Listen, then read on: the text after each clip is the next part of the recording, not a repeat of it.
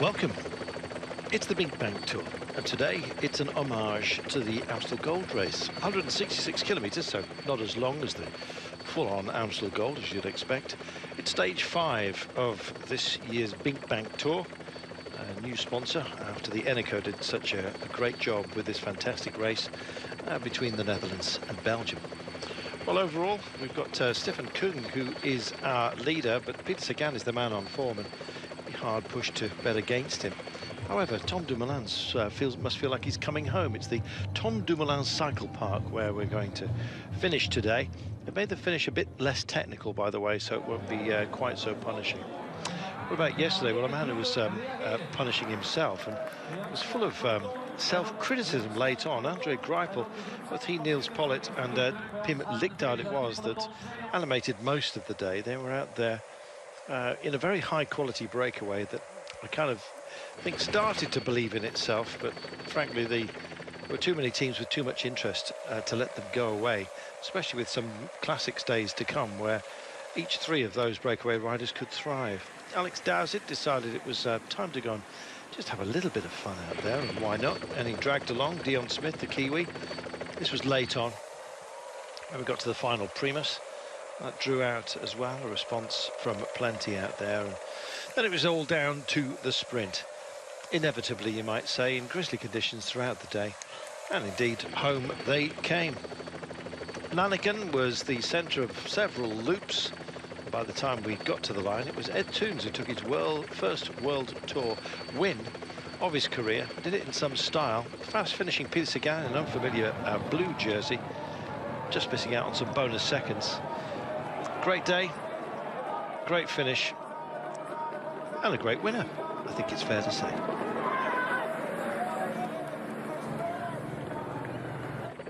Well, Ed Toons has got himself right back into everyone's thoughts. Odds against him collapsed from 200 to 1 to about 33s today. Felice was there to hand out the smiles, as you can see, and Ed Toons himself was joining at the party. They had a Marco Kump, Tim Merlier and Peter Sagan, with Groenewegen rounding out the top 5. Yet again, very anonymous sprinters out there. Kittel and Viviani, as well as Demar, nowhere to be seen. Kung then leads into today, so he's carrying that rather sizable hero chin up the road once more with a margin of just 4 seconds over Massage Bodnar and Tom Dumoulin. Don't count out the likes of Tom Dumoulin today, because today's the day it starts to roll. Rock and roll. Peter Sagan, he's certainly the star, or the star turn here. And indeed, despite his shaved head, BBC, as they say, ball by choice at the moment, he is leading the points classification. And Piet Allegaert, who just can't help himself but get in breakaways and deal with the Primus sprints, is doing the job and getting lots of beer money and indeed the odd keg or two for himself. So, Tom Dumoulin Bike Park, our destination, and time then to start thinking about the day. What could Groenewegen do? Probably not too much today. Greipel, well, he seems to be a ubiquitous do-everything, a bit of a Swiss Army knife rider at the moment, but it's possibly because he can't decide what to do with himself. Valens is probably a more natural choice for Lotto Soudal today. So we'll see how he goes. Double banana day for him, as you can see. So like a gunslinger, he's come fully prepared. Meanwhile, Slachter, Tom Jelter, and why not, Sepp van Mark, old Zeppi, suffers with terrible bad luck. And if he can hold that together, that part of his life, as it were, he might have some fun. Likewise, the Belgian champion, Ollie Naesen, of AG2 Ola Mondial. They've been lively over the last couple of days, and it may well be that they've been busy protecting him, and he's in a decent position. So Ian Stannard there, the big brute, and this is Tony Martin, a man who kind of shies away for publicity, win or lose, indeed. Jens Kerkelaer, now, this is somebody else whose odds have actually tumbled, just like Van Mark. And what about Bakkert? There are plenty of others as well to conjure with on a day such as this. I think it's going to be Craig Anderson for Sunweb today, after they've had a bit of a focus on their sprinter, of course, Bauhaus. And why not Tom Dumoulin, who's coming back to his own velodrome, essentially. Today is the bike park, I should say. De Vries keeping the end up, or hoping to do so, for Astana. And Yes, well, they've been possibly Michael Valgren, I would have thought, actually was a better, more natural choice for them with Astana, to be frank. Lars Bohm, well, he's a bit of a brute, particularly on days such as this, and it could be that he turns the clock back a little bit. Veteran status for him these days. Quick step with Yves Lampaert, sparing us a smile. No blushes spared by the larger gentleman there. And this is Philippe Gilbert, who's still staying really down with the kids, gelling his hair up. So hair up, down with the kids. Nicky Terpstra, why not? From a breakaway, or at least a late push. Probably a very good bet, still carrying his national accent upon his sleeves and well, carrying the Rome jersey. Who else but Peter Sagan doesn't like to talk to, well, anybody, it seems. Yes, Stuyven cruising in for a bruising, perhaps. He's many people's pick for the day, actually. But it's hard to look past the likes of Greg Van Avermaet, who leads the World Tour points at the moment. In fact, he turned up for duty.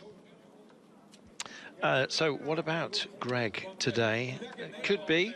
World Tour points leader, but he's had a bit of a dry patch of late. But nonetheless, he looks like a bad boy, but he's actually a nice boy, Brian.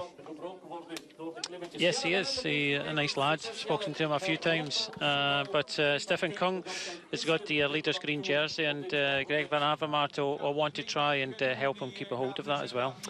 As far as Orica are concerned, Kerkelaer is a natural choice on a day such as this. I'm looking forward to seeing how he goes. And Piet Alligaert in that black Primus jersey in elevated company here. Peter Sagan getting rid of... Gosh, he nearly shot his finger off there. That was probably as bad a use of a starter pistol as I think I've ever seen. There is gas that comes out, by the way, despite the fact it's hence the bang. So it would have stung if he'd had his finger on the end there. They've dislodged a nail, but nothing more serious than that. Anyway, we've got brighter weather today. Darkening as we speak. Our breakaway is still got 3 minutes, but this is the course we're dealing with. Big old loop until we get to the Tom Dumoulin bike park. But just look at the climbs along the way. We have plenty of them, and despite the fact we're joining the day with already 100 kilometres in, I can tell you there's still plenty of climbs to be had. In fact, we have, just sort of double-checking, 10 to deal with. In fact, a little bit less than that right now. The Veglangs Stammen, looking forward to that. And in fact, that's coming up next on our run. No, it's not. It's the Schatzberg, which you can draw your own conclusion as to how they named it. But anyway, here's your... It's not nice. Here's your break. Mick Hepburn just coming through, just to put his nose in the wind for Orica Scott. That's a good excuse, Nick, then for Jens Kerkelaer further back.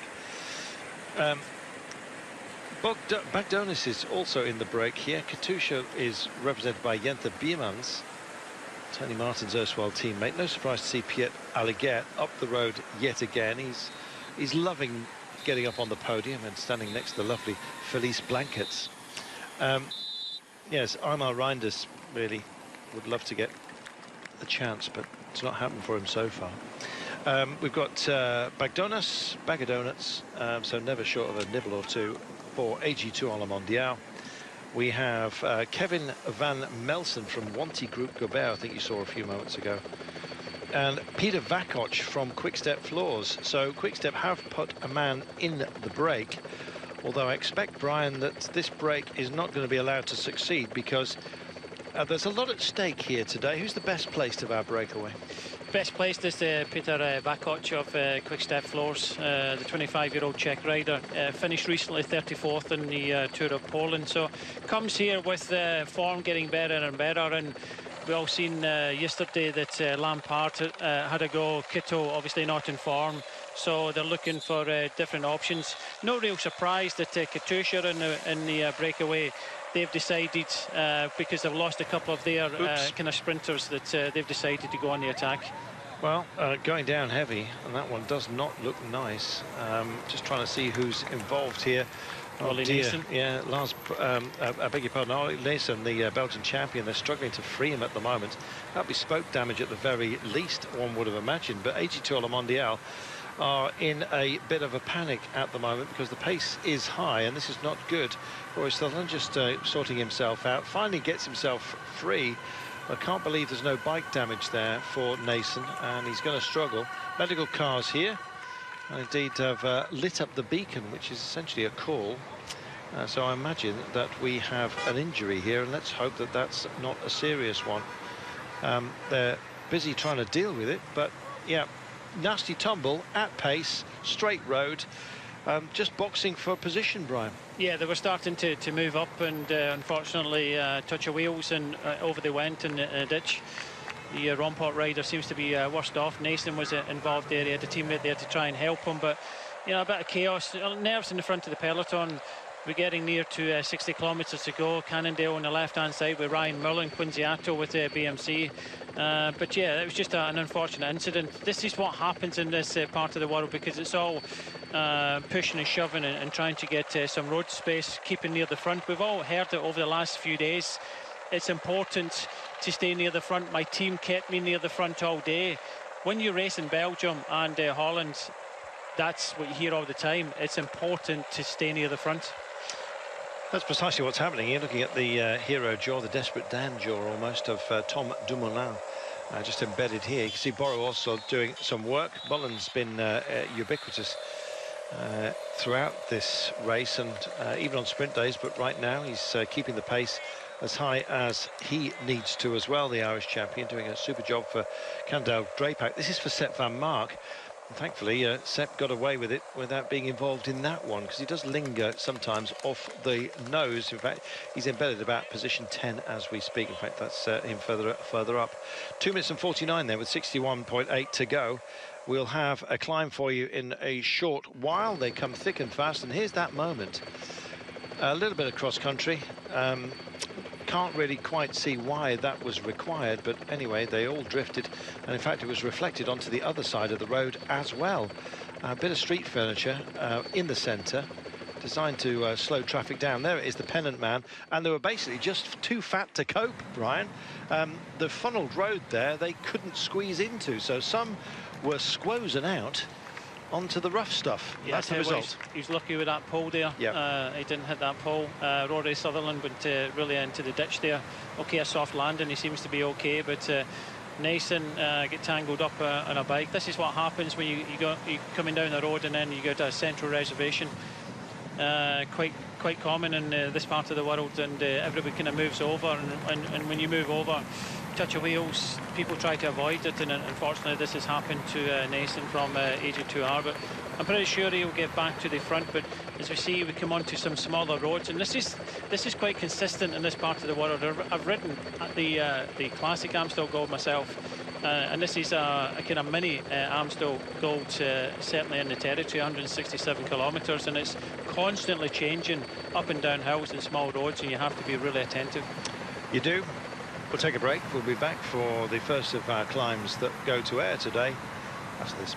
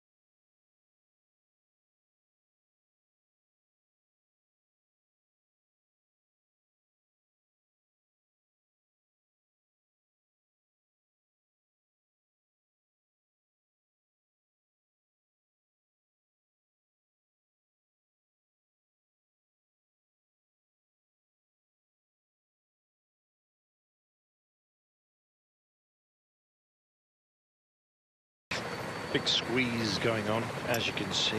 It's we're coming through Orsbeek, and in fact our breakaway is maintaining 2 minutes and 57. Getting back in is Ollie Nason. Nice one, Nason. He's back in. Not too much of a fluster, although the pace up front has still been maintained. They're not hanging around, and there's an awful lot of street furniture here in the Netherlands, it seems. In fact, today we're in Holland. Tomorrow we will be crossing back over to Belgium for the remainder of this race, but the Amstel Gold is nodded to today. And we've got some great racing coming up for you, not least because fairly shortly we will be on the Schatzberg. The first of the climbs that you're going to see today, however, it's deep into the day, which features many of the climbs. You haven't missed too much. The Kreuzberg, the Coburg are a thing of the past, I'm afraid. They've already been dealt with today, along with the Wasserslee and the Winddraak. However, just before we came to her, we had the Bergstrasse, which we'll be seeing again because we're on this loop of 38.8 kilometers. So you're also going to get a preview of the finish line today, and the finish line, Brian, has been altered due to the possibility of inclement weather, and they thought, frankly, it would have just been a bit crazy to do the looping course that is the Tom Dumoulin bike park. Yeah, the rider's still heading towards the finish. They changed the finish. Yes, you've told everybody. Yeah. Well, I haven't told them how, but I'll tell you now. Brian was busy concentrating. They're going to go round the edge of it today, as opposed to taking a whole sequence of little turns on the infield, essentially. So we're more of a rectangle that we're dealing with today, Brian, which is, I think, a blessing. Yeah, we still finish in the Tom Dumoulin bike park. It's a kind of straight in, round the outside, and to the finishing line. Taking out the Techno next year, as you said, Carlton. That'll come in 56.9 kilometres. They've already seen it twice already, so they've already had a good look at it. I think the riders more so are looking at the next climbs coming up, about positioning, about how they've been able to look after their GC contender. This stage is going to be quite different to the previous stages for the sprinters. But still a strong enough breakaway. This breakaway with McDonis at the front, the 31-year-old Lithuanian in the orange. You've got Reinders for a change in the breakaway. He's been in pretty much the actions from the start, as well as Piet Allegaert of Sport Vlaanderen in the black and green jersey of the Primus Checkpoint Sprints competition leader. Also, you've got the best placed at the back in the blue. That's Vakoc of Quick Step Floors at 38 seconds. Beermans of Katusha in the red. The 21-year-old Neo-Pro from Belgium, Michael Hepburn, just coming through with the yellow helmet on for Orica. And on the right-hand side, you've got the man from Wanty, Kevin Van Melsen. So 7 riders in the breakaway today. And indeed, we are on the Schatzberg. It's a little bit damp, and in fact there's not much room. Just watch how they come down some of the little descents here, because they can pose a danger. We've seen accidents aplenty on the Amstel Gold Race. It really sort of wavers about. It's the area of the Netherlands which sort of proves the point, the exception that proves the rule, really. It is a flat land, but certainly not round here. It rolls a little bit, not unlike Derbyshire. I'm always saying that. I know it annoys some people. But, yeah, it looks familiar to me anyway, just the roads around Hathersage. Go and have a look. You'll see what I mean. So, nonetheless, they're on this little climb. It's 800 metres, 5%. They'll be doing it a little bit later on, and that's when it's likely to be very, very feistily fought for, because next time by, when they're at this point in another 38 kilometres or so, there will be the Golden Kilo. It comes very late today, and in fact all of the intermediate Primus etc are exactly that. In fact, the first of our Primus will be coming in about 10 kilometers time, incidentally. So they're just getting to the top of this climb. So having dealt with it, our breakaway, it'll be interesting to see how much fun it causes amongst the pack when they finally come through as well. The wind's starting to pick up. You can hear it on the effects mic here as well. And indeed, there's some billowing clouds which suggest we may get some rain. I think that's why they've struck out the technical nature of our finish today, just to keep it nice and safe for everybody, because had they used the infield, and when you see it, when they cross the start-finish line for the second time of asking, they'll be taking the bell, but you'll get some aerial shots as well, and you'll see why they decided not to use the infield. It's good for training, but certainly not for racing. Not when you've got a highly motivated bunch such as we are looking at right now. Andrea Greipel's just getting himself up to the 4. He always goes strongly at the Amstel Golds and indeed other classics as well. Yesterday he sacrificed himself, but said of himself at the end of the day, Brian, he's lost his instinct. Not only sprinting, but his cycling instinct. He's having a real downer on himself at the moment. I hope he snaps out of it.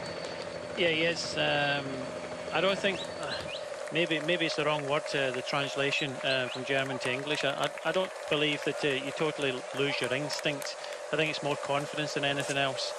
Obviously, this is the first Tour de France he's gone into in some years now without a win.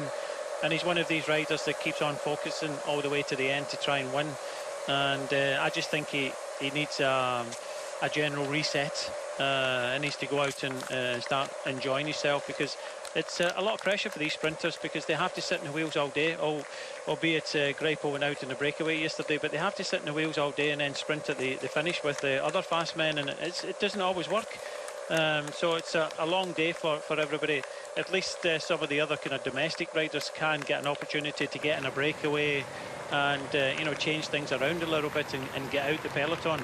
But unfortunately for many of these sprinters, they have to stay in the peloton, get looked after, and then deliver in a high pressure in the last couple of 100 meters. So it's no surprise that a sprinter, I think every sprinter goes through that. I think Mark Cavendish has been through it as well, and you know, obviously he's gonna reset himself, his goals, his motivation. That's all it is. It's confidence and motivation, and it just needs Greipel to kind of reset these things, you know, take a step back to take two forward. For Vinci, I'm afraid, just being tagged off here on the first of the day's climbs. Tony Martin coming to the fore. I actually thought Tony Martin might be a sort of a crazy outsider today. He does like to go long, and he can cope with these kind of inclines, and being short of the Amstel Gold, it's taken the frighteners off some of the fast men. You may well see some of the quicker guys. I'm thinking someone like Edward Turns, who won yesterday. Don't discount him for today, Brian, because there's a 6K recovery point after the last climb. It may well be you get some of the faster guys very much involved. I don't think this is. It's obviously a little bit harder than the stages that we've had before. But Stein de Walde gets pushed off the road there because Sepp van Mark said, "Come over to the other side," and they all moved over, and of course put everybody into the ditch. But the situation with this stage today, it's a bit more lumpier. There's more riders come into play a little bit. Maybe the big sprinters, as we've seen yesterday, like Kitto and Demar, may have a harder time and get dropped. Well, they get dropped in a fairly flattish stage yesterday. But it will bring into play some other punchier sprinters, and I think we've seen that yesterday. But I don't think this is an overly difficult stage. I say that when we look at Amstel Gold is a very difficult race, but this is only 167 kilometers. The Amstel Gold is nearer 260 kilometers, but then again, Amstel Gold is a one-day race, and this is the fifth stage of a multiple stage race. So it has its problems for many of the riders that have already ridden 4 days hard racing. So we'll have to wait and see, but it's up and down. It's small roads. It's been attentive, and we can see from the front of the peloton with 50 kilometers to go, there is a bit of movement. There is a bit of kind of pushing and shoving to stay near the front. Would you describe it as a shilly-shally? I maybe would, aye. Up Dern, I'm afraid, is down, but he'll be back up in a minute. 51.9 kilometers is where we peak out with the Veglang Stammen, and that's right now. It's only 350 meters, but here we go. Just in case you think I'm nuts, Paul Bennett, who lives in Derbyshire, said, "Yep, it's just like Derbyshire." Tim, I beg your pardon, sorry, Tim Bonneville Gin says, yeah, he's at uni at Sheffield, by the way, good lad. He said, yeah, Hathersage is on some of my runs, and it's exactly like that. So there you are, I've got backup. Thanks, lads. 51.5, and these little downhill runs dirty as well, as you can see. And watch the side of the roads. If you're thinking of trying to go up round the outside, there's some real fractures here, and you can get caught out. The gullies seem to have had a bit of frost damage, and you can pick yourself up a puncture very easily. This is a proper climb, actually. 8%. It's a nasty, short, sharp one. The problem with this one is it's not the length. Okay, it's 8% as well, but it's the fact that it's so narrow. If a team go on the attack here, then it's very difficult to move if you're out of position.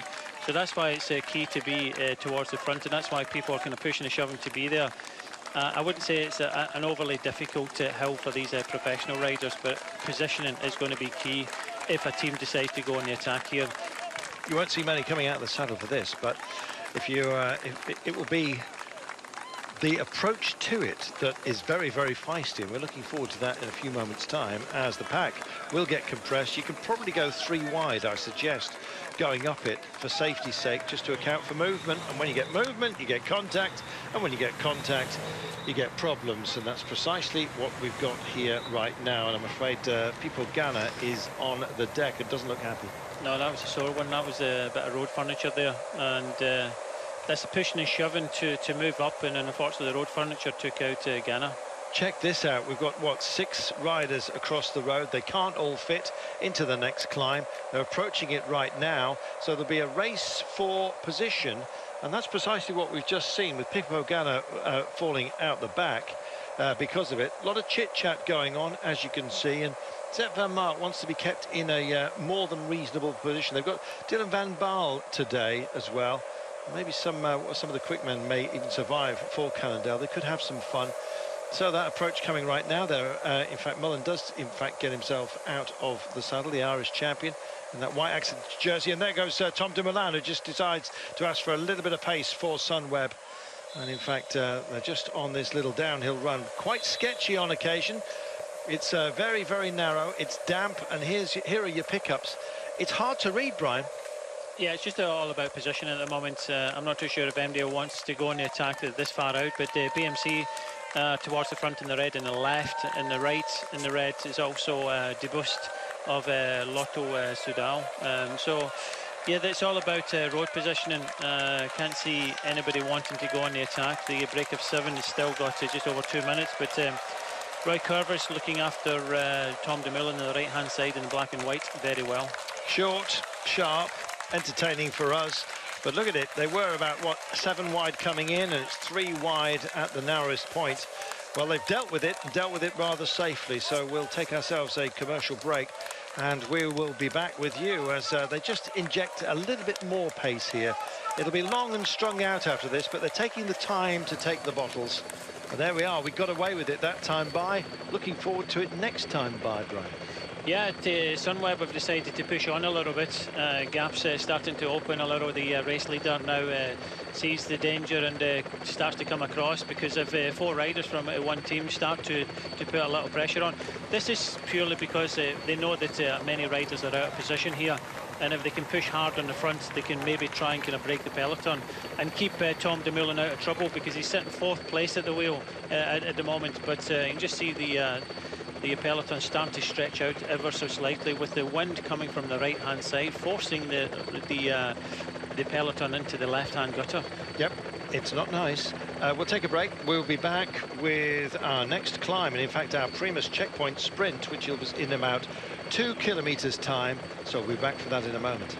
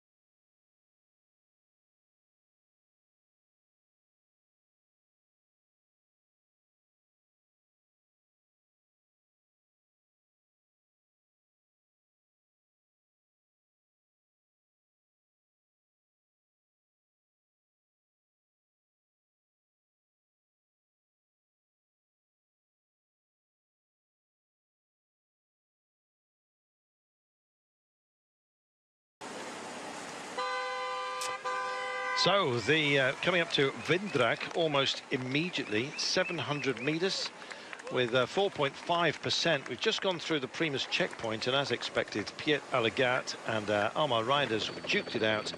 But it was Allegaert who wears the Primus intermediate sprint classification jersey. Gosh, it's long to say. It's dark green and black, more or less. He's taken the majority of the points. Reinders second again. They were allowed to duke it out. Meanwhile, setting their stall out in fine style is indeed Team Sunweb. Great attack from them. As you can see, Sepp van Mark is not letting them get away. He's staying very much involved here for Cannondale Drapac. Dylan van Baal not that far away either. But as you can see, this group is quite selective. What have we got? About 35, 40 riders potentially. And there's a big split then. If you're caught in that second group, you've got work to do. And they've got their own climbs to deal with, we remind you. This is the Vindrak for them, 4.5%, sort of a wearing climb, if you like. But next up, almost immediately, is the Watersley, 400 metres. So one rolls into the next. In fact, our breakaway are only 700 metres away from it. Andre Greipel really is. Well, yesterday I think he was just spinning his legs out, getting ready for today quite clearly. And he's doing a fantastic job within his own team. Tim Wellens and Chase Benoot are the men that they are looking to help out today. And, well, they're helping themselves right now. There's the major split that you're looking at. Riders trying to bridge across and using the protection, Brian, of some of these little hamlets here to give themselves a bit of a break from the wind. You can see the movement on the trees. It is out there. But whatever protection you can get, you will use if you're going to try and close a gap. This is why we've been saying all along it's very important to stay near the front because you never know when a team is going to go on the attack. And it was Sunweb in the black and white who took it on over that previous climb. They came to the front with 4 riders, including Tom Dumoulin. Went over the top, it swung left and immediately split into about 5 or 6 different groups. Okay, some of the groups in front have come back together, and now Lotto Soudal are helping out with Andre Greipel because they have Wellens there also, thinking of the overall. So the overall contenders are starting to use up their teams. They want to start pushing hard now, and that's split the peloton. So all that pushing and shoving has meant that you know, the strong riders have come to the front. Piet Allegaert then takes the 12 points of that Primus sprint. You can also see as well here, Brian, that Peter Vakoc is putting the hurt on. He knows that the gap's starting to close. If he can sacrifice himself up front in the break, he's going to force Sunweb to work harder. Lots of Soudal as well, and it gives an excuse to his quick-step floors men. The likes of Nicky Terpstra, I think, could get something out of today, and maybe Philippe Gilbert or even Yves Lampaert. So good move to have a man in the break, and Vakoc is doing the right sacrificial thing by imposing himself on the break, making sure that the chasers keep working hard. Yeah, I think it's going to be very difficult for the breakaway to hold on to an advantage now because both Lotto Soudal in the red and Sunweb want to push this on. You can see some riders trying to come across the gap. They were the riders that have been caught out in that splits and realised they were in the wrong place at the wrong time and trying to come across. Still a large peloton behind. Will this come back together? Well, we'll have to wait and see how hard the team of Lotto Soudal and Sunweb.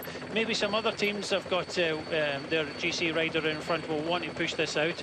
All the time the gap to the 7 riders in front is coming down, 1 minute and 11 now.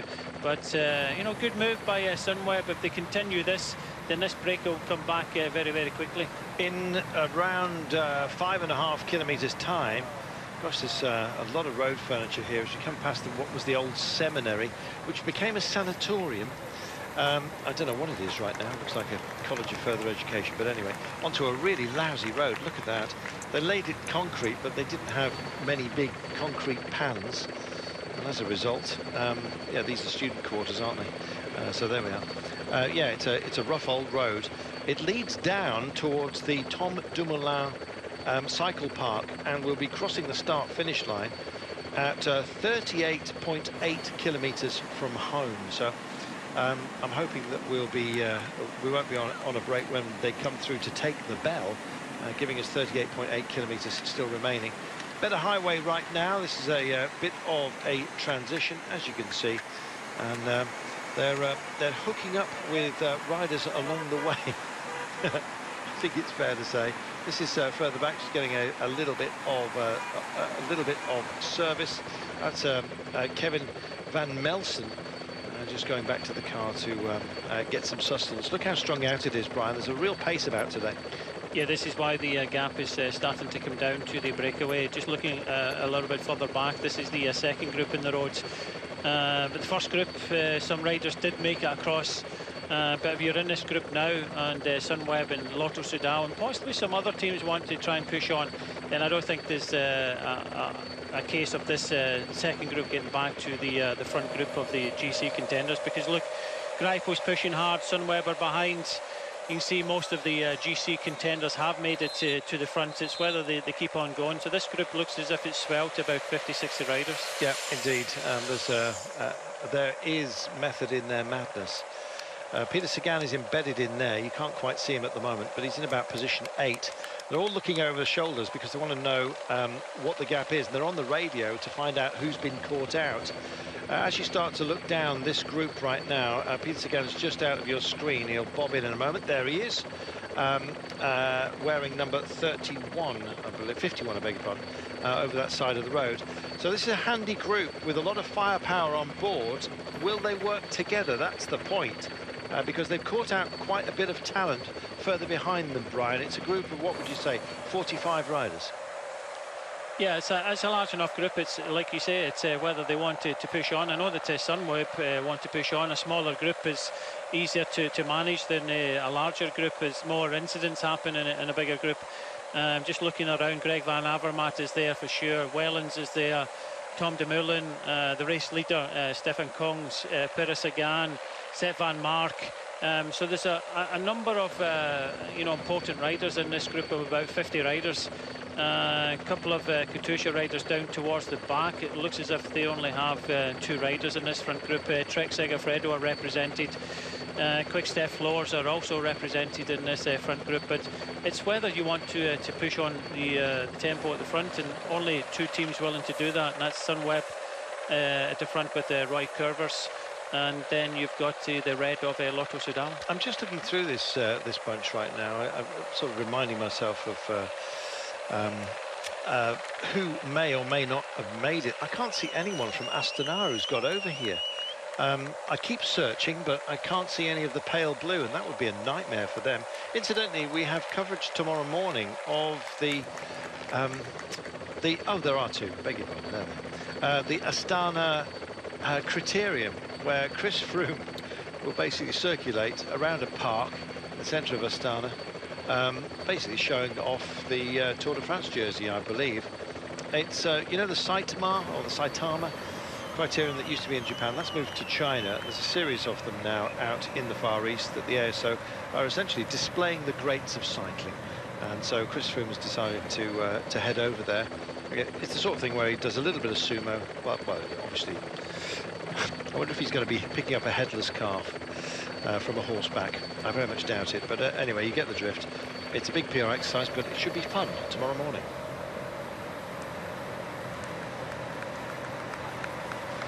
People wondering what on earth I'm talking about. It's an eternal question. 40.3 kilometres then from home, and minute and 18. The second group have been divorced, Brian, and they're 30 seconds in arrears. That doesn't sound like much, but at this sort of pace, that's quite a lot. Yeah, we're just coming into the finish now. This is the entrance to the circuit. The riders will swing right, and then they'll swing left, go all the way around the outside of the circuit and back through the finishing line and out the other side to do another lap of 38.8 kilometres. So there they are. We swing right. We take this 90 degree. This is round the edge of the Tom Dumoulin bike park, which has got nice long grass for anyone suffering from allergies to get themselves used to the summer. I don't know why that hasn't been cut down, to be honest, but anyway, it's probably ornamental. It's a shame we haven't got the helicopter view here. I think we will when the peloton come through, so you'll see the infield that they've decided not to use. A few swoops and bends for them to play with on a weekly basis. Come along here, pay your money. It's not very much, apparently. It includes a free bowl of stomp pop. And indeed, a picture of Tom Dumoulin, but the signature is actually printed, but, you know, we'll let them. So that will be 400 metres from the line when they come back. They don't quite get there, but here we are. They will go beyond, in fact, I beg your pardon. So this will be your finish line a little later. I'm glad they've stripped out all of those 90-degree and some silly curves, Brian. It was too much to expect at racing pace. Yeah, I think it was, and I think they wanted to try and show off Tom DeMillen's circuit, but I think it's a little bit easier now for everybody to enjoy. There we are. You see those little loops and climbs in the centre of it. It's a nice idea and a great use of a slag heap. But they've decided not to use the middle bit and keep it a bit more sensible. That's the, by the way, Fortuna Sittard, as it used to be called, but this is Essent Fortuna. By the way, our finish today, not the bike park, you understand, but our finish town of Sittard, Geleen, has been in this race throughout all its incarnations since '95 when we started. So it is the eternal place, and Tom Dumoulin heading by part of well, the track that's been named after him, a training track, with some climbs. It reflects the locale very well, actually, Bob. Yeah, it is, and just to bring you up to speed, last year Sittard Geleen was a team time trial won by BMC. 2015 it was Johan Labon in a different type of finish, and Van Kersbroek won in 2014, and then back in 2013 it was a time trial where Chabanel won. We had a Van Avermaet lookalike there. Well, he's got the same kit, the same number, but he's about twice the height by the look of it on the side of the road, so I worried for a moment there. Here we are, and well, if you've got the leader's jersey, you've got to work for it, Brian. Yeah, it looks as if he was in the front group, so I can only imagine that there's been a mechanical problem for Stefan Kung out of our pictures, because the second group in the road, led by Mark McNally from Wanty Group Gobert, Ron Potter also missed out there, because I definitely seen Stefan Kung in that front group. So unfortunately, it looks as if he's had a puncture, maybe a neutral service change, and he's now having to go back to the second group now. Well, interestingly as well, Brian, he's got teammates back here, but they don't seem motivated to help out. They're all tuckered out as we stand, and those out front, including Greg Van Avermaet, are not going to go back for Stefan Kung. So it looks like the leader's jersey is going away from him for the time being. And I guess the efforts he puts in right now, it will be near heroic if he manages to get back in. It's a lonesome figure for the leader of the race. Stefan Kung has found himself in no man's land. He is desperately fighting to keep hold of that leader's jersey. The two teammates he's got in front of him, including Greg Van Avermaet, will not be coming back for him, I'm afraid. And that is a whole load of hurt that the leader of this race has got for himself. As you just get finally a view from the air of the Tom Dumoulin cycle park.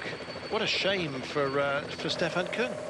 Yeah, terrible shame. Definitely seen him right towards the front and over the top of the climb when Sunweb came to the front. So I can only imagine he's had a bit of a mechanical, and he's changed that in trying to come back to the front group. But teams of Wanty Group Gobert in the blue, Rompot in the orange, and also Team Dimension Data have missed out here, and they're the teams chasing behind. Well, just looking at the camera bike is staying with him, so at least that's giving him an accidental assist here. He's working very hard, Brian. I'm actually wondering whether it wouldn't be wise for him to come back, because there's some urgent causes amongst that group, and he's holding, what, 4 seconds at the moment, but he's burning himself out. Yeah, he is. He's got a couple of teammates he's in back panic mode at the moment, and I think there needs to come a call that he sets up. There's no point burning all your energy sitting 5 seconds in front of the group behind. Try and use that group behind. It's only a matter of 30-odd seconds, so it's still a possibility if they do get organised, which looks as if there are a few teams willing to ride, plus a couple of his teammates he could possibly bring back this group. But when you say that, you look at Sunweb and Lotto Soudal, they are keeping the pressure on. Roy Curvis at the front, a grimace from riders in second place there, but both groups are riding full gas at the moment. But I think he needs a little bit of help, and just to say that Ron Pot just come past. Yeah, he needs some advice, really. Ron Pot bridge over to him, and so Stefan Kung, leader of this race, wearing the green and black, or green and black of our leader's jersey. And finally, he gets at least some respite from his task. I'm surprised his teammates haven't actually driven on up through the group to help him out. I suspect that's what they'll be required to do, but I don't everyone's think at they the know end. what's happening. The Exactly, everyone's at the end of their resources as well, Brian. The thing After a is, tough day. he's had a puncture. He's been given a wheel by one of his teammates. I think it was Michael Shah. And Michael Shah is having to wait to get back. He's trying to get back on at the moment to the second group. So once Michael Shah gets back, then they'll start to ride hard in the front. The gap is still only about 30-odd seconds. And if there is a lull in the action, then they can possibly make it back on. Sunweb in the left-hand picture have kind of knocked it off a little bit, leaving up to the red jerseys of Lotto Soudal. Cannondale are up towards the front as well. So at least Sunweb have kind of knocked it off a little bit. But the gap still increasing, 37 seconds. They need to try and shut this down quickly. Unfortunately for the race leader, that puncture came at exactly the wrong time. But they can still try and make some amends to this. Well, he's got a teammate working for him right now, has Stefan Kung, but I'm afraid he's got other principals that have got now a better chance by the looks of things on today. And let's have a look. That's Michael Shah. I think he gave his wheel to him. Yeah. So there we are. We were wondering what the walk-by was. But I actually thought, I was actually speculating he might even be a member of the public. But there we are. It was Michael Shah who handed over his wheel. And there is the moment. So back into the gloom and the darkness. And what have we got here? 30, we're just coming through Deutschland. These guys are going over Wattersley. That's the short one, but what are they, 55, 56 seconds back. We've got Bergstrasse coming up in 2K's time. That's 700 meters and 4%. And then we have Schatzberg. Careful how you say that one. 800 meters at 5%. So we're going to take ourselves a quick commercial break, and then we'll be back for Bergstraat for our break, and indeed the pack coming through. And fingers crossed for Stefan Kung, who's been working hard. He's got a teammate on the nose right now. This is the chase group you're looking at. Back in a moment.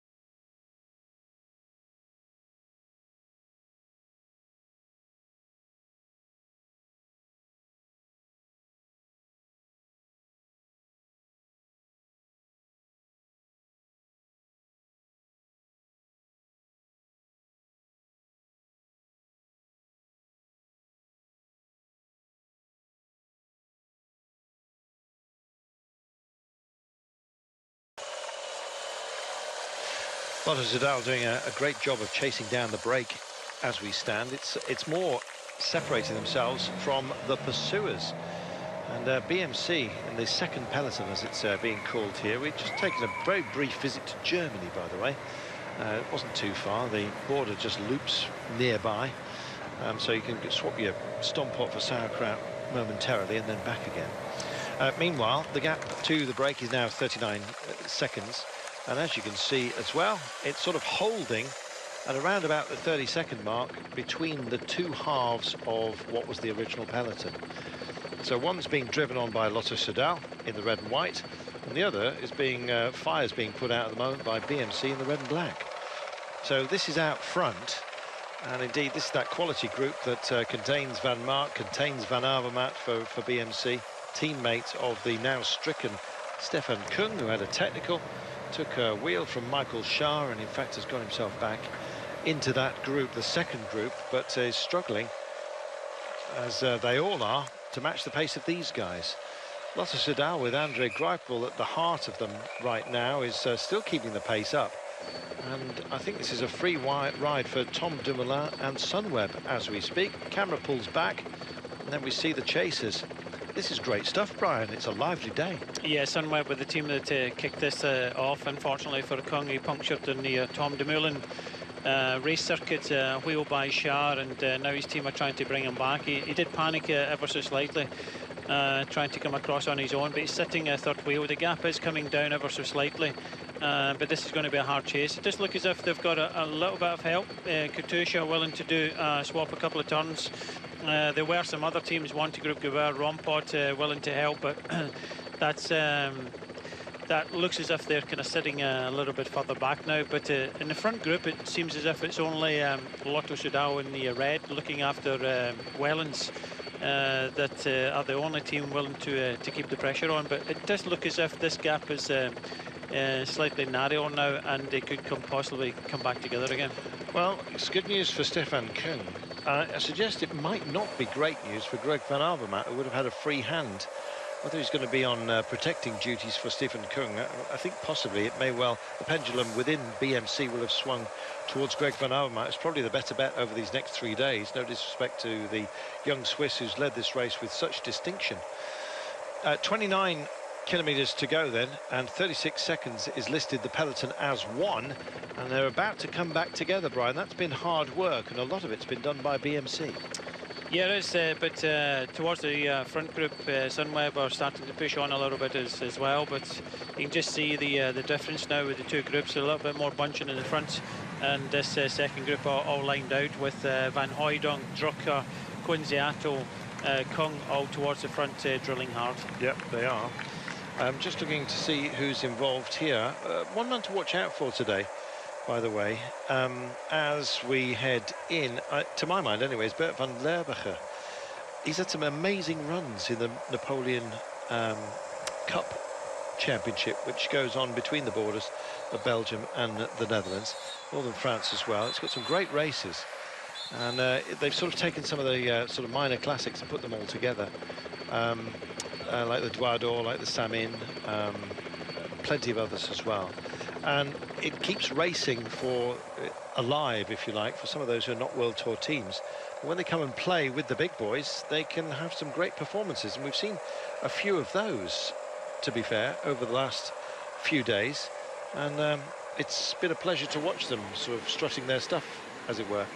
And today, you may well get some surprises, we'll see, but the way it's shaping up right now, oh dear, the brake's arguing with itself. Come on, let's do a bit of work, and it's Elmar Reinders who's issuing the instructions, as it were, and having a good old chat. And he drifts back to Pierre Allegaert, who's stucking on the back, but it looks like this group now has indeed decided that it's cooked.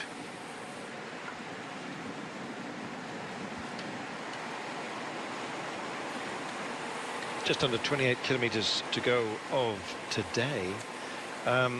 Oilersbeek is where we're heading to next, and it will be the Schatzberg with 17 Ks remaining. So for the time being, we've got 10 kilometres now of wide open highway, and I think the two halves of the peloton will come back together, This group is more bunched, as you can see. Sunweb not minded to push on too hard, knowing that those in the second group, Brian, have had to work very hard. I think they'll accept that there's going to be a physical deficit for the chasers that they can take advantage of a little bit later.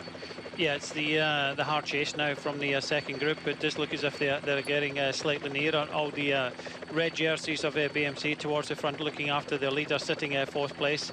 Also, Katusha obviously missed out here and willing to do a bit of chasing, which is going to help. Initially, it was Wanty Group, Gobert, Rompot and Team Dimension Data. There's the visual. They're just in front, but you can only imagine the amount of energy the front group that's sitting behind Sunweb and Lotto Total are just saving energy, while other teams trying to chase them back in the second group are expending a lot of energy, which is not going to be good for the running. But they know this circuit, they've been on this circuit, they know the key points to this circuit when on that small narrow road when Sunweb went over the top of the climb. I think that's going to happen again this time. But everybody will know it's going to happen because it happened previously, and so that will be the key moment to today's stage, that climb, and it's over the top of the climb. We may well, when the groups come together, and I think they're going to, both the split in the peloton, which is nearly healed, as you can see. Still some work to do, but more bunched ahead. This is far more strung out with the chase.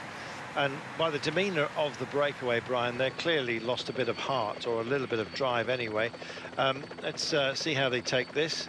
Nobody tempted to go all the way round the roundabout, but yet again, that elevated pedestrian section at the crossing in the middle of the road, causing havoc. Pennant man busy waving, and we've seen a few tumbles so far today. A little bit of bunny hopping over the centre just to sort of give an easier entry into this roundabout and then the exit from it. And they've gone puppy paws up front, as you can see, so they're tapping right now, keeping a decent tempo, but it's not full on and motivated, unlike the chase. So I think this is going to come back together. It may well be you get some sub-attacks coming out of this group. Oscar Gatto, by the way, is in that group. It's his kind of day, this, where everyone else is being forced to either chase or indeed impose themselves. And he's the sort of rider who can suddenly pop out and do something. He's not the only one. There'll be some ambition displayed late on, I think. Yeah, the critical point is the same point in the circuit as last time when Sunweb came to the front and over the top. It's split into about 5 or 6 groups. That'll be the key point that everybody will know they have to be at the front. This gap is still not closed, but there's so many passengers in this front group. Everybody's sitting back, allowing the team of Sunweb and Lotto Sudal to keep the pressure on. This second group coming into the roundabout here, they've still got a 15-20 second gap to close, but all the time it's closing to the group in front. 22 seconds to the 7 riders in front of Bakoch, Beermans, Hepburn, McDonough, Allegert, Reinders and Van Melsen. But I tell you what, Carlton, we've seen the Golden Kilometre. It hasn't really come into play for the GC contenders, but today could be the day. It kicks off in about 8 kilometres time, and 20 seconds with the firepower in this group looking for seconds. It could help the likes of Peres Sagan, and he's got a couple of teammates there. Do they sit back and wait, which I think they do, to try and help him in the finish, or do they come up now and try and help and bring this together so they can take the bonus points to try and take the leader's jersey? Well, we may well squeeze in a commercial break before we get to the Schatzberg, which is with 17.4 kilometres to go. Then we've got the Golden Kilometre immediately after that, which could be important. I think they're going to race for it today, and so you're going to see the likes of Sagan, etc., really gunning for it with the BinckBank Golden Kilo. This is that little hiatus before the storm we've got right now. We'll be climbing the Schatzberg at 17.4 to go, so that's in what, about 6 kilometres time. Wide open countryside at the moment. It looks like these two major parts of the peloton are going to re-amalgamate, and then I think it's going to be all together and all hell's going to break loose on the approach to the Schatzberg, Brian. Yeah, very much looks like that. The two groups getting very close together now. and the group in front coming further back. So in the next few kilometres, it looks as if all the race could come back together again. Wow. And then it's going to be a huge punch-up for the Golden Kilometre. Can't wait. Well, they're all starting to tire, as you can see. Some of those who've worked so hard to close down that gap on behalf of Kuhn. We'll take that break, and we'll be back as the skirmishes begin in a moment.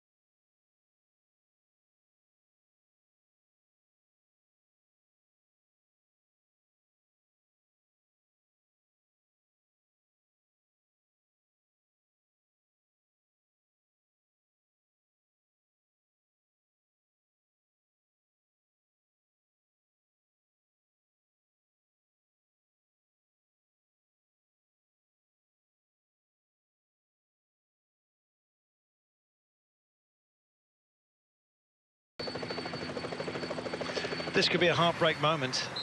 Working so hard. Michael Shah, we've just seen Van Hooijdonk as well, who's emptied the tanks to get Stefan Kung back into this group. But look at the rolling attacks that are coming straight back off. As soon as they get back in, then this had to happen. And in fact, it's AG Tour Le Mondial that have decided to go for it off the front. I thought that Sunweb might actually be motivated as well. You rejoin us just as we start the approach towards the Schatzberg. Now, we're not there yet. We've got 3 kilometres to go, but such is the urgency. Why? Well, it's not to catch the break. It's basically to be in a good position to take on the climb and then do the Golden Kilometre, Brian. That kilometre offers up 3 separate sprints. Each one will give you bonus seconds of 3 every time you hit it. So there's 9 seconds up for grabs. Could prove crucial. Yeah, it could do, but we still have a couple of riders still in front, and that's Michael Hepburn and Peter Vakoc in the blue here. It was Hepburn, they attacked the breakaway about 2 kilometres ago from Orica Scott, and then Peter Vakoc joined them. So you've got 2 riders in front, and then you've got an attack here from AG2R. I think the peloton are happy to pretty much almost let this rider go. I think it's the Gouchard. It's now on the attack for AJ2R. And if he gets up, then they'll snaffle up all the bonus seconds, because I don't think the GC contenders really want to get involved with this golden kilometre. Well, some might, but frankly, it will get very, very sketchy. We'll see how it pans out. So you've got 3 up the road, you've got the peloton all back together, albeit some, I'm afraid, have emptied themselves. Not least Michael Schauer, and I think it was Van Hooijdonk as well, who worked so hard for Stefan Kung. He's back where he needs to be, the leader, but I think the efforts he's put in today, it's going to be a struggle for him to actually stay in touch. Here's Peter Vakoc, who's allowing the likes of Nicky Terpstra, Yves Lampaert and Philippe Gilbert of Quick Step Floors not to have to do too much work behind. He's with, excuse me, Michael Hepburn of Orica Scott as well, and they're checking over their shoulders to see how far back Gouchard is. And in fact, it looks like the peloton have declared a minor truce at the moment. The gap's back out to 25. Yeah, they've sat up ever so slightly because the two groups, it's just naturally the two groups have come together. And Cannondale now take control of the front of the group.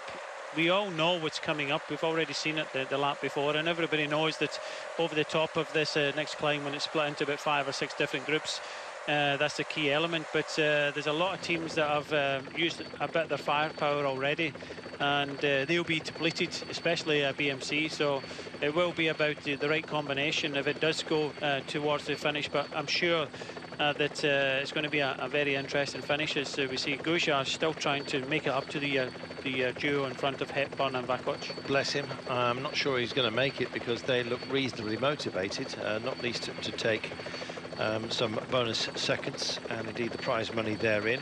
They might even stay up for the Primus, which comes with 8.2 kilometres to go. 24 seconds and hovering around that marker, as you can see. I wonder if somebody's going to be tempted to have a proper dig and just pull off the front. Unlikely to make up 24, I wouldn't have thought, so not that far off half a minute in, what, 1,800 metres time before we actually get to that 1,700 now. That intermediate sprint, the golden kilometre. I was getting rather excited about it, Brian, but it looks like it might well be quite benign. I don't think if there's a GC contender sitting in this group, I don't think I want to be forced into sprinting 3 times within a kilometre. So the importance here is positioning, and that's why we're starting to see the teams riding on the front. It isn't to bring these riders back, it's just about positioning. Okay, if the riders come back, so be it, but I think it's just they know what's happened the previous lap, and they want to try and stay towards the front as the road starts to get a little bit more narrow or further up. Just a suggestion there. I thought bright sunshine, but looking at the shadows, it's not. Adjusting of the retina of the camera here, and a suggestion as well, the odd little spit and spot of rain. 17.4 Ks, then they are 900 metres right now from this intermediate sprint, the golden kilo, which is 3 sprints locked into the length of 1 kilometre.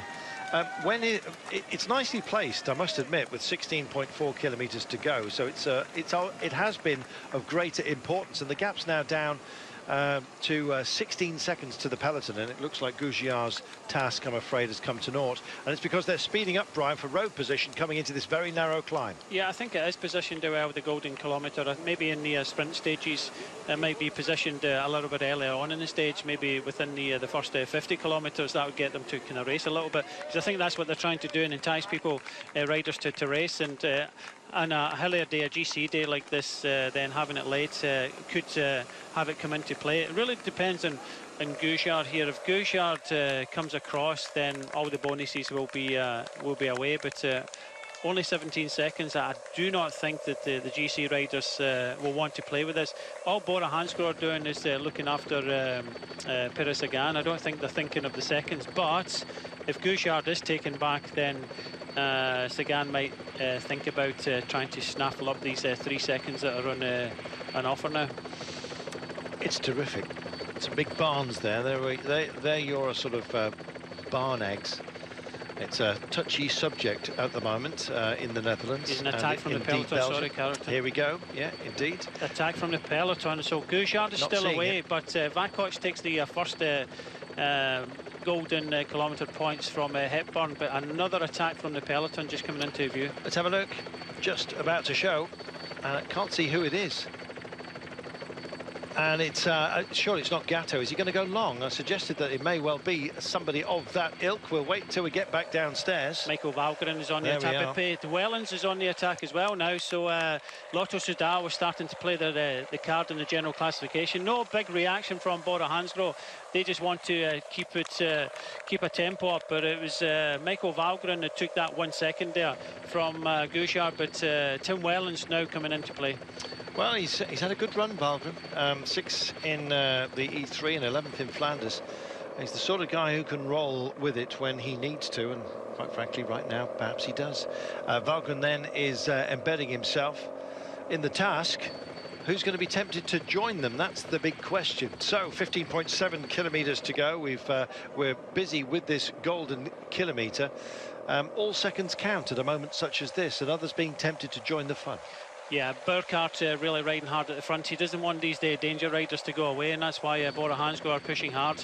I don't think there's too much danger here because Vakoc is taking the bonuses away. There's only 1 second for third place, but Valgren took the first one.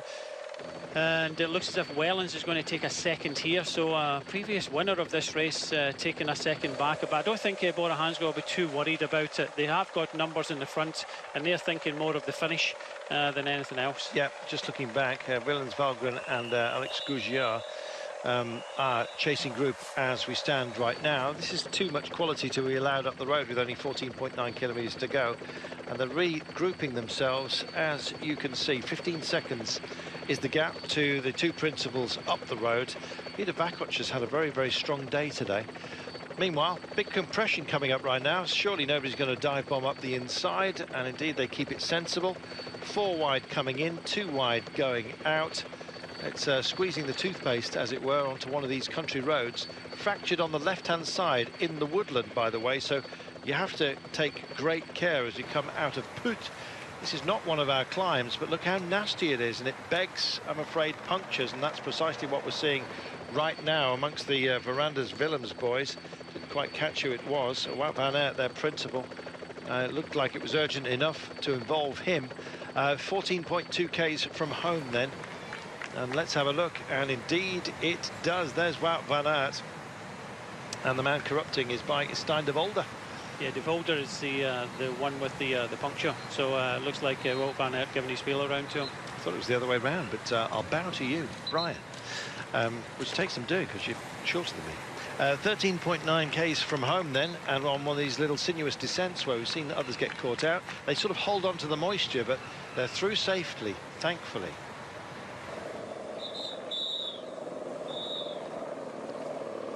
Vakoc and Hepburn still out front with 13.7 kilometres remaining. Next climb is the Stammen, the Weg Langstammen, 350 metres, but 8%, Brian. This is that testy one. In terms of incline, it's the worst that they've faced today, other than the Coburg, which came very, very early. Sad that that wasn't part of our broadcast today, but you can't have everything. These guys, they might have everything in their hands right now. These 5 would be a fighting force, but it's not much of a gap with 13.3 to go, Brian. No, they're just the 2 in front of Vakoc and Hepburn are just about to be joined by Gouchard, Valgren and Tim Wellens to make it 5. This is the crucial point coming up. It's narrow here. The pace is on. Bora Hansgrohe know that they don't want any of these riders to gain any seconds today. It is a dangerous move here by Tim Wellens, and yeah, that's why they're riding towards the front, and it's over the top of this climb on the previous lap that all hell let loose. Well, let's see those behind. It's 12.8 to go. If it gets sketchy behind, and it may well be, look how they're bunched together, Brian. Everyone wants a piece of this road. There's not much on offer. Yeah, this is what happens. It doesn't matter if a team is riding. Everybody knows what happened the previous lap, so they're moving up, and they want to be at the front. But we're on the climb. We go down a little bit, and then we start going up again. Well, the Weg Langstammen and Wellens, who had a great Tour de France, of course, is just embedding himself right now, staying with him. Michael Valgren digging in for glory. I think this group may well, I know it's a long way out, may well have a great chance of making it. Look how motivated they are behind, however. Almost immediately responding. They're charging into this one. It's a virtual uphill sprint as they go for it. And it's AG Tour Le Mondial, and I think that is out of the saddle as well. Looks like Dylan van Baal, is it? Well, we'll have a look in a moment. May well be... Hepburn's gone, yeah. Carlton, and it's Jan Bakeland's trying to come across for AG2R. He's the rider they attacked on us at this climb to try and come across his teammate in front. Great stuff. 12.2 Ks remaining, and it's a quartet of talent that's just extricated itself from that group. Lars Bohm as well. We thought that perhaps it may well be his sort of day today with Lotto Jumbo. They've got options, but look at how it's split up, and Sunweb have lost out here. Yes, Van Mark has come across with Bohm and De Moulin. You can just see the group being led by the blue jersey of Pires Sagan. So Pires Sagan makes contact with the front, but pretty handy front group here of about 15, 16 riders. Yeah, it doesn't look like much, but watch the braking here as they turn into it. And in fact, they're shedding impetus while the others are breaking away off that turn. It's not just the climb, it's the hairpin as well. Tom Dumoulin was indeed there with 11.7 kilometres to go. That's a sharp turn, and right now we're at the sharp end. Next up, it will be at 8.2 kilometres, the Windrak. So time to make amends, I think you might say. Oh, and a tumble. Didn't quite see who it is. It's on the exit, Brian, as they spit out to the far side of the road. Yeah, I just saw it coming around the corner. One of the Lotto Soudal riders hits the deck. Thijs Benoot. So he was well towards the fore there, but unfortunately he got caught out. Ouch. Well, we said about that turn, it's a nasty one. If you try to carry too much impetus into it, then you can come a cropper. And I'm afraid that's exactly what's happened to Thijs Benoot. And he's a long time getting up. He says he's all right, but he just wants to be left alone to figure it out for himself.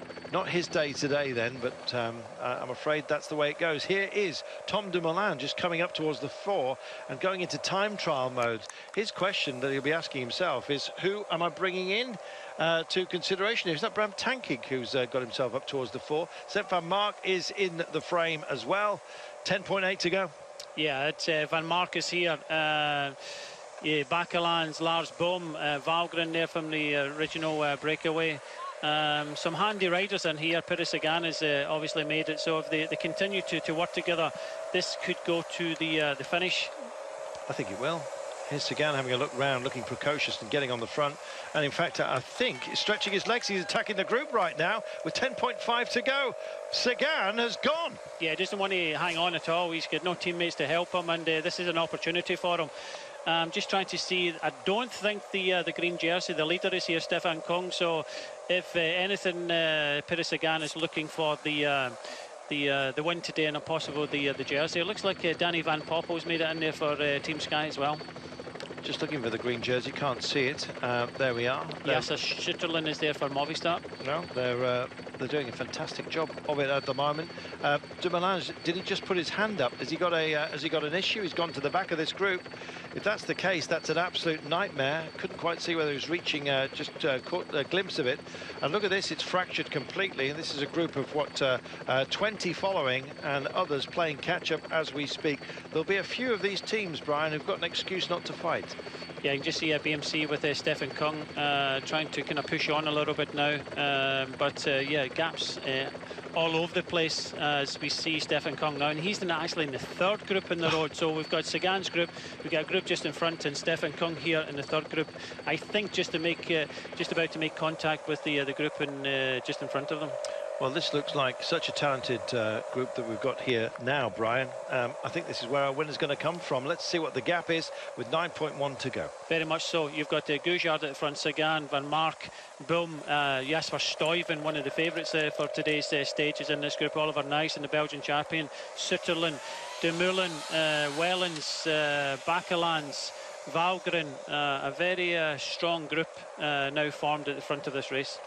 8.8 kilometres then from home. We've got the Vindrak coming up, as well as a Primus. I don't think the Primus is going to be of any concern to them, but the Vindrak most certainly will be. They'll finish with all their climbing, Brian, when we get to 6.8 kilometres. The next 2Ks have 2 climbs within them. The first is the Vindrak, just after the Primus checkpoint. In fact, it's on it. That'll be 700 metres with 4.5%. And then the Vattersley, 400 metres at 4% to bring them home.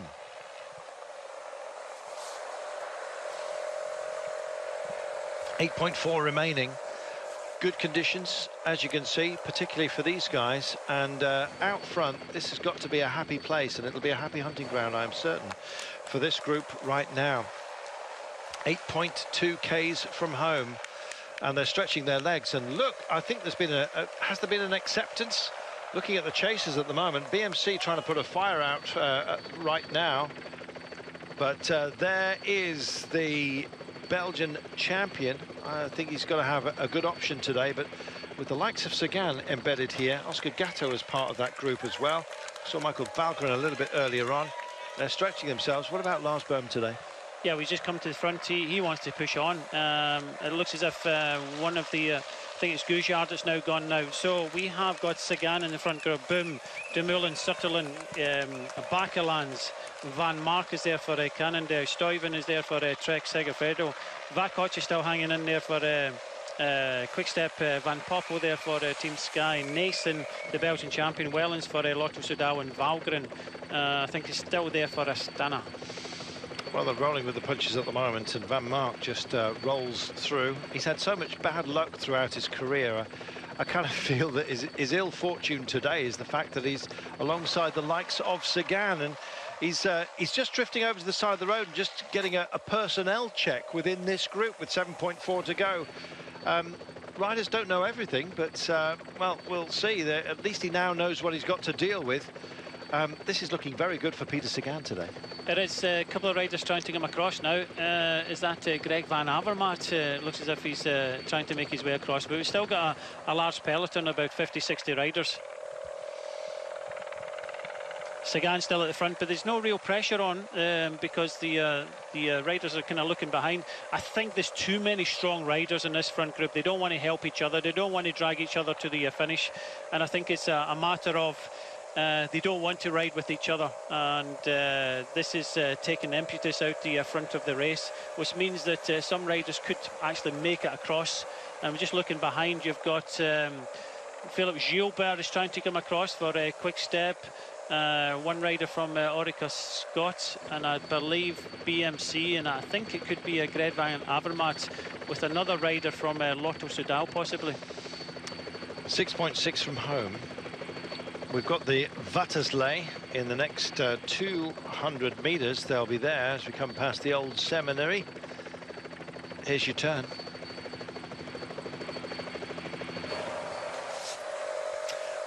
The way that Peter Sagan turned on the power a few moments ago, he basically doesn't want to be anyone's fool. So he's embedded here in position 3, as you can see, just on the back wheel of Sepp Van Mark. This is Tom Dumoulin, who's riding towards his own velo park, essentially, as we speak. Can't quite see who it is from Astana. It was Michael Valgren earlier on, and Peter Sagan goes again. He's having a last dig on the last climb of the day and decides to go on. Now, I think this will be hyper-motivated. The motorcycle tries to pull away. He's got 4 or 5 bike lengths already, and he has a look over his shoulder. I don't know whether it's just upsetting the tempo. He's probably got good options if it comes down to a sprint, but he's clearly not happy with those riders around him, Brian. Yeah, too many passengers. There's a few people just wanted to sit on the back. Too many of the top GC contenders in one group, and it's not working for them. So it's going to be interesting in this last 6 kilometres to see if they will work. Tom Dumoulin came to the front in that incline there. He wants to keep the pressure on, but so many riders do not in this front group. 5.5 kilometres, and Peter Sagan keeps the hurt on. If they want to win it, they're going to have to work extremely hard, and Sagan looks he looks the freshest of everybody at the moment. Big turn coming up right now, 5.4 out. I guess at least he's making them work, Brian, and he seems to be riding well within himself, and now it'll recoagulate, if you like, and then he'll go again, you can be sure. Yeah, he's a racer, and he'll continue racing. He doesn't want to drag riders towards the line. We're just looking back now. This gap looks as if it's about almost 30 seconds. Stuyven pushing hard in the front. Just looking to see who has actually made it up. Greg van Avermaet is there, so he's made it to the front group. Philip Gilbert is there. I think it's Kukelaar, and Andre Grijpo has made it to the front group. Wow, well, don't bet against a fast man today. Still can't see who it is. I think Valgren for Astana within this group as well. What have we got? A rack of 12, 14 riders who are going to duke it out today. 20 seconds, but with 4.7 kilometres to go. And indeed, the sort of pace that we have right now, I think they may well carry it all the way. Lots of checking over shoulders going on. Yeah, 16 riders. Bakelans and Stuyven are in the front here, but just behind them you've got Sagan, Boom, Dumoulin, Sutherland, Van Mark, Vakoch, Van Poppel, Naesen, Wellens, Valgren, Gilbert, Kukelaar, Greg van Avermaet and Andre Grijpo. Gosh, look at them. They don't want to work together. They've done the job of catching the pair up front all bar. And right now, nobody wants to push on. Peter Sagan flicks the elbow out as well, out of focus, as you can see. And he's looking at Greg van Avermaet and saying, come on, help out, for goodness sake. I'm not going to guide you all the way in. And Greg decides that the efforts of having got into this very select group, he needs to just preserve himself ever so slightly. And Peter Sagan is being lent on within this group, and he doesn't like it at all. But then again, that's the eternal story for him. It is. It does look as if Tim Wellens wants to keep the pressure on. I think that the riders that don't have a sprint here, they have to push on. They don't want to give anybody any advantage. They don't want to give Stuyven or Bakelans any seconds whatsoever. So the likes of Dumoulin, Tim Wellens, keep the pressure on. You're not going to get rid of all of the sprinters, because there's some quality sprinters in this front group. But it does look as if this jersey here could be changing hands at the end of the day. Yeah, I think so. 3.5 kilometres to go. So on the approach, you've seen it, they've seen it. It's into the Tom Dumoulin velodrome. And I don't think Tom Dumoulin is going to have the glory, I'm afraid, of coming home first today. They've worked extremely hard, not least Vakoch, who's been up the road for much of the day, Brian. Yeah, Vakoch is trying again to close his gap. Can't he knows help he's himself. got Gilbert there, so there are two riders from Quick-Step in this front group now. So Stuyven at the front with Bakelans, Vakoch trying to take him across, Wellens is there, Sagan is astute to this, but so many riders still sitting in the wheels, not willing to help this chase. Well, there we are. You can see Peter Sagan just embedded. He's now on the back wheel of Vakoch, I believe. There he is, indeed.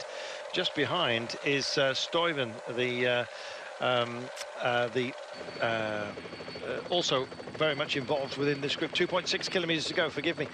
Here we are. Sagan's closing the gap now. He's closing the gap. I think he really wants to take a hold of this green jersey.